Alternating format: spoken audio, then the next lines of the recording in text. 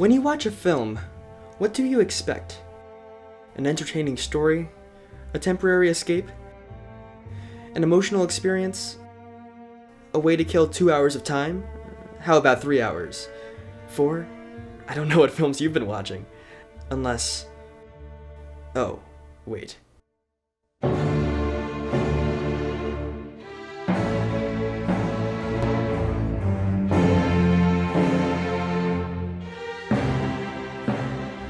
Yes, the epic genre, known for its A-list casts, beautiful art direction, and ludicrous running times. I mean, seriously, I'm pretty sure this is illegal in at least 25 countries. If a person is listed in your AP World History textbook, there's a very good chance that there was some 1950s film about that person, and an even greater chance that it cost more than $10 million to make and 3 hours of your time to watch. Now, if it sounds like I'm making fun of these films merely because of their length, understand that I don't necessarily hate long movies. Many films which I love are over 3 hours long. Many films which I love are also from around this time period.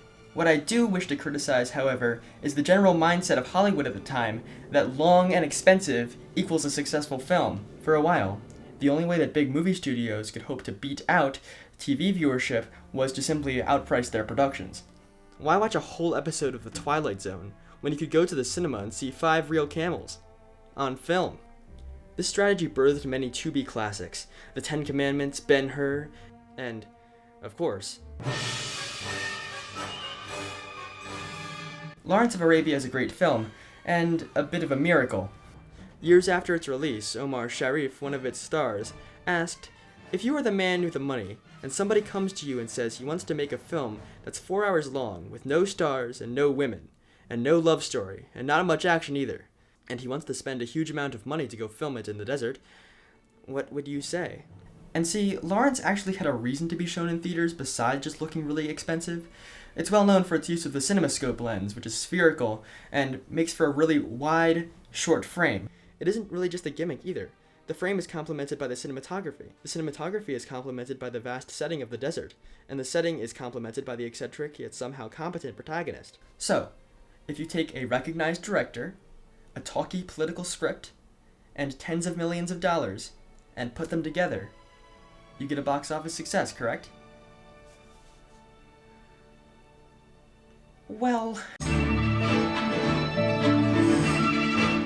there's a certain sadness that comes when talking about 20th Century Fox's 1963 flop, Cleopatra. There were no villains in Cleopatra's production, only victims.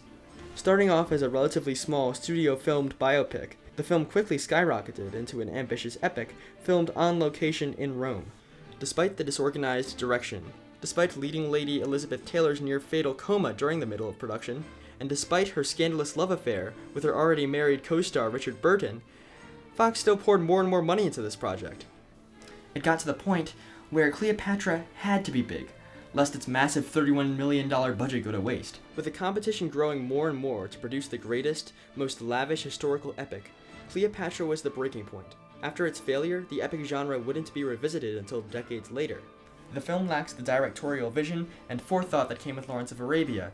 There is no through line, it is inherently messy. The film's massive net loss for the studio was not helped by its reviews, which were controversial at best. In later years, it was revealed that director Joseph Mankiewicz also edited the film because the studio believed he was the only one capable of piecing together the mess of footage. His original cut was rejected and trimmed down to 4 hours. The original cut was 6 hours long, and despite how ridiculous that is, you can really only feel sad for Mankiewicz in this situation. Here's a film that the studio refused to back out on financially. Imagine being in the director's position, seeing your financial backers give you the biggest budget yet in film history, all for a film that was originally intended to be rather small.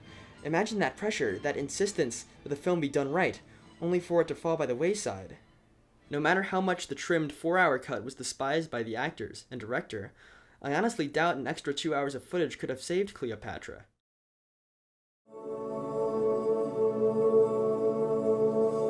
Less than a year ago, I directed a little movie called What Is Your Full Name? You can see it on the channel still today. When you watch the film for the first time, you might be confused by the sequence of events and what anything is supposed to mean. But when you rewatch the film and analyze it on a deeper level, you will actually find that it's an unwatchable piece of garbage. Very poor script and direction on my part. A product of too much creative freedom, with too little experience and pure revision. I could make a companion video to What Is Your Full Name explaining the confusing plot and characters, but that wouldn't make it a better movie, would it? Joseph Mankiewicz could have gotten his preferred 6-hour director's cut, but at that point, when it's 6 hours long, why even bother? Why do we put so much effort into fixing something that is fundamentally broken? This is a film that made no sense to anyone but its creator, and I knew this going in, yet I was in the state of denial where I kept telling myself, this is going to be my opus, and this is going to be amazing. I poured all of my faith into it, and when it turned out not as great as I expected, when it turned out to be a failure in my eyes, I was just devastated. It was, however, an excellent learning experience. I have a piece of advice for new filmmakers, one that I feel like is not really mentioned enough. You just gotta understand that your film, your art, is for you and your audience. It's not just for you.